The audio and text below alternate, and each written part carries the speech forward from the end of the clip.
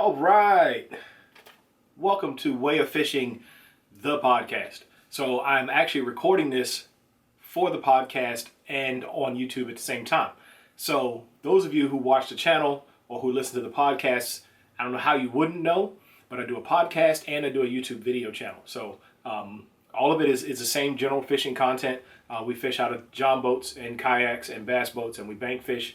We do tutorials, how to, and break things down quite a bit, break down what we do in the water, and share our perspective on fishing. The podcast is a little different from the YouTube channel in that I cover topics on the podcast I can't usually cover on the YouTube channel because it's not interesting video content. But this one I decided to do simulcast, if you will. So I have a Post-it note in my hand. And on that Post-it note are some notes that I wrote the other day while at work. 5 mistakes of a new fisherman, okay? I've got another Post-it note, but that's going to be a different video. So many of you may not know, but I also offer coaching services. So on the water teaching, Skype training, Google Hangouts, DMs, text. I've actually met people at stores and we've gone through things one-on-one real time. So if that's something you're interested in, please just send me a DM or an email and let me know and we can work something out. But I haven't really started making that public until recently on the YouTube channel. But I get a lot of comments from people or have had clients actually say, what they're doing and it's not working and what they've tried that's not working.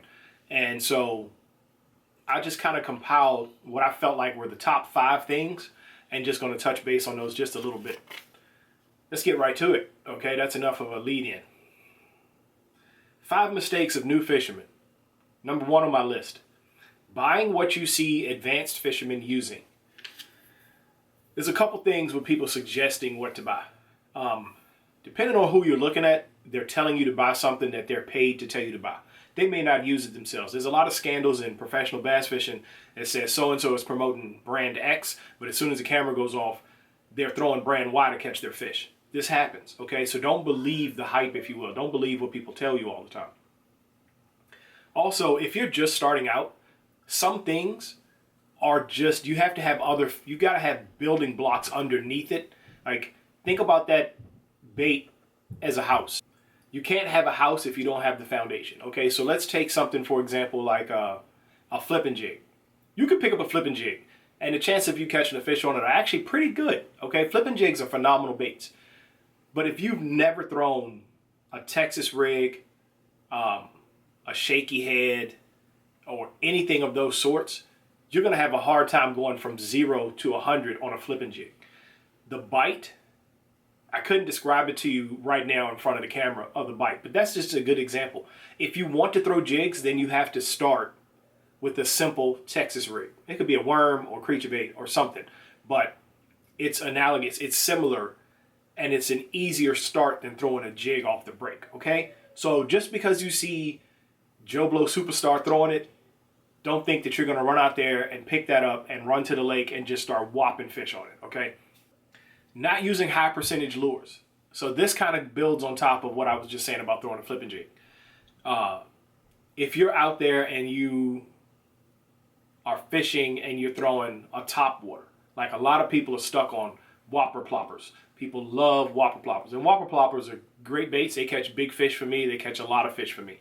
But you can't throw it all day long. You can't throw a whopper plopper in 100-degree heat, in the sun, no cover, no shade, and just go down the bank just chucking a whopper plopper, okay?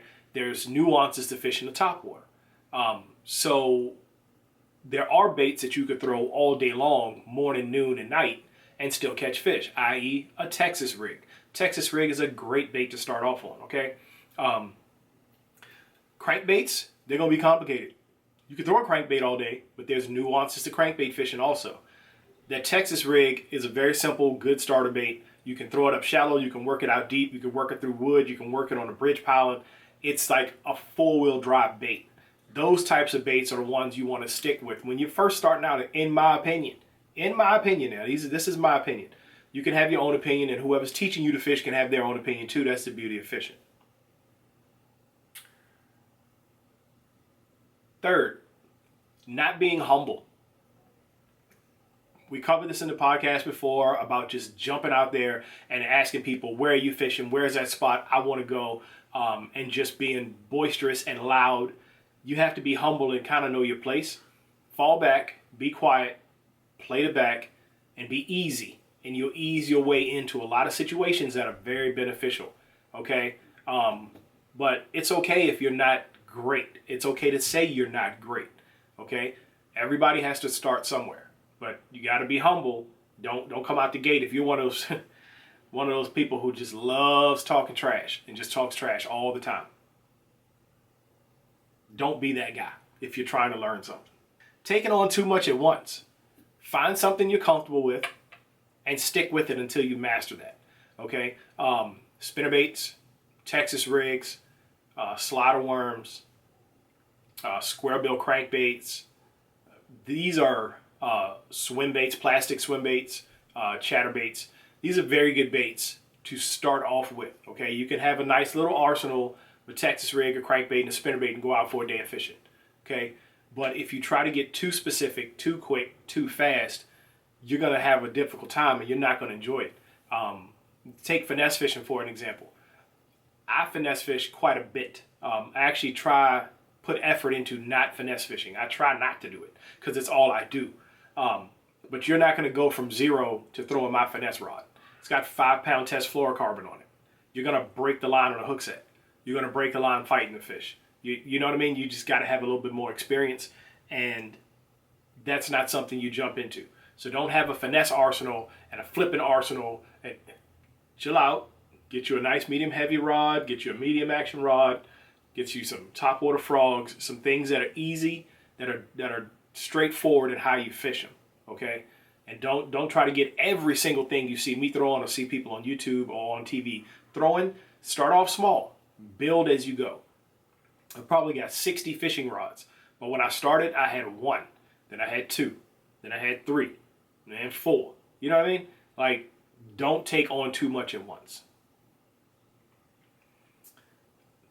Last kind of goes with that, and that's having gas. For those of you who don't know, gas is gear acquisition syndrome, where you feel like you've got to have everything. You've got to get the best everything. You've got to get this bait and that bait. You've got to have every bait you see on TV, every bait at the store. You got to go get the gigantic swim baits and the hoods, and you got to get this, and you got to get a whopper plopper and Demiki baits. And you don't have to have everything, and that's okay. You've got to be humble. You've got to be confident, and you've got to accept the fact that you're learning and that you don't need every single thing. There is no magic bait in fishing. You're not going to buy a bait that's going to make you great. Everything, there's a puzzle with 100 pieces, and all of them have to come together to be successful. And that's what a lot of people don't get. It doesn't matter how much you buy, all right? With certain baits, it does matter how good your rod and reel are. It really does. But with certain baits, it doesn't matter at all. There's a guy that I fish with. I don't know if he watches this or not. I know he's on my Facebook because he's always talking trash. His name is Clyde Cheek. Clyde would always swear out that he would fish me with his little old Walmart combo, and I'm out there buying all this stuff and spending all this money to get stuff from Japan and throwing all this, and he's just going to go through a red shad worm on his Walmart combo and he's going to beat me. Clyde doesn't beat me. But when we go on the James River in Richmond, Clyde whops me with a red shad Texas rig worm on his bait. That's all he throws all day, no matter the tide, no matter what he's doing. He doesn't crankbait, he doesn't spin it, he throws the worm. And Clyde puts a hurting on me. He knows the river, right? So there's another piece of that puzzle. But I only share that story to prove the fact that at times, it doesn't matter how good your gear is, it matters more how good you are, right? And then at other times, it's going to matter how well you know the body of water you're fishing, right? So you got all these puzzle pieces that all have to come together, right? Depending on the day, this might be a bigger puzzle piece than this one. Next day, this might be a bigger puzzle piece. It's not that straightforward and simple, and don't get caught up in keeping up with the Joneses, okay? Thank you for watching this video. Like I said, this was a real short video, just real quick to the point, something I had on my brain the other day while I was at work. If you have questions, comments, leave them in comments below. I answer all my comments. Please remember to hit subscribe. follow the podcast. If you're interested in coaching services or just working with me to try to help you be a better angler or learn something you don't know, whether that be John Boat DIY, kayak fishing, or what have you, please email me or send me a DM and we can work something out, okay? So I look forward to seeing you guys on the next video. Look forward to seeing you guys listening on the next podcast because I'm doing both of these. As always, thank you for watching and listening to My Way of Fishing. Now get out there and fish your way. There we go. Get him, Tina, get him! Reel. Get him! Reel. Reel! Reel! Where is it? Reel. You feel him pulling? Reel. Where is it? Oh, Look in the water. I see him. Keep reeling. That's what I'm talking about. Was that on camera? I hope so.